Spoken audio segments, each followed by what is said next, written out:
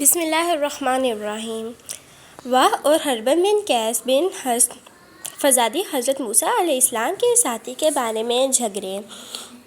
اس دوران میں ان کے پاس سے ابی بن کعب گزرے تو ابن عباس رضی اللہ تعالیٰ عنہ نے انہیں بلایا اور کہا کہ میں اور میرے یہ ساتھی حضرت موسیٰ علیہ السلام کے ساتھی کے بارے میں بحث کر رہے ہیں جس سے ملنے کی حضرت موسیٰ علیہ السلام نے اللہ سے دعا کی تھی کہ آپ نے رسول اللہ صلی اللہ علیہ وآلہ وسلم کو کچھ ان کا ذکر فرماتے ہوئے سنا ہے؟ حضرت ابی نے کہا، ہاں، میں نے رسول اللہ صلی اللہ علیہ وآلہ وسلم کو ان کا حال بیان فرماتے ہوئے سنا ہے۔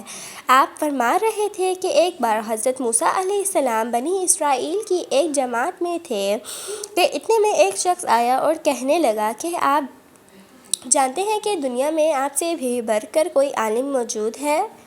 حضرت موسیٰ علیہ السلام نے فرمایا کہ نہیں۔ تب اللہ تعالیٰ نے حضرت موسیٰ علیہ السلام پر وحی نازل کی کہ ہاں، ہمارا بندہ خضر علم میں تم سے بڑھ کر ہے۔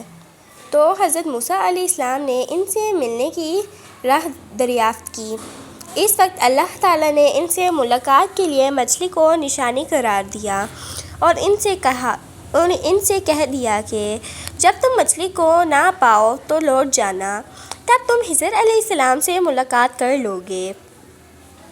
حضرت موسیٰ علیہ السلام دریا میں مچھلی کے نشان کا انتظار کرتے رہے۔ تب ان کے خادم نے ان سے کہا، کیا آپ نے دیکھا تھا کہ جب ہم پتھر کے پاس تھے تو میں وہاں مچھلی بھول گیا اور مجھے شیطان ہی نے غافل کر دیا؟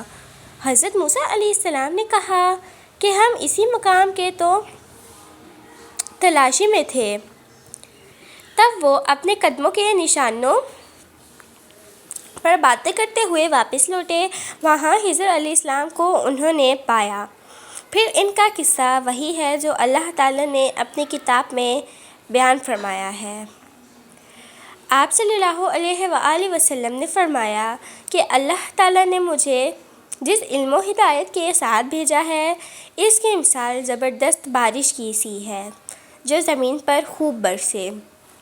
بعض زمین جو صاف ہوتی ہے وہ پانی کو پی لیتی ہے اور بہت بہت سبزہ اور گھاس اگاتی ہے، اور بعض زمین جو سخت ہوتی ہے وہ پانی کو روک لیتی ہے۔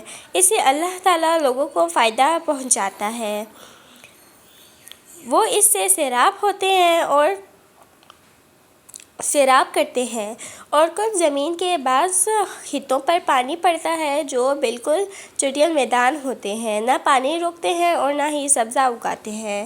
تو یہ اس شخص کی مثال ہے جو دین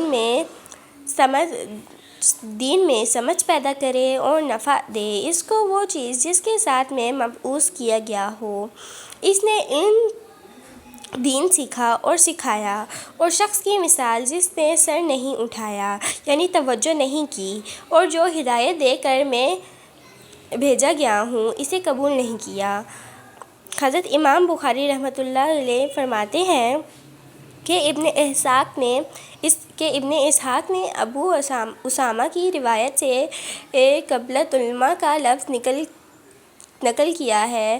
اس خطہ زمین کو کہتے ہیں جس پر پانی چل جائے مگر ٹھہرے نہیں، اور اس زمین کو کہتے ہیں جو بالکل ہموار ہو۔ رسول اللہ صلی اللہ علیہ وآلہ وسلم نے فرمایا، علامت قیامت میں سے یہ ہے کہ دینی علم اٹھ جائے گا اور جہل ہی جہل ظاہر ہو جائے گا، اور شراب پی جائے گی اور زنا پھیل جائے گا۔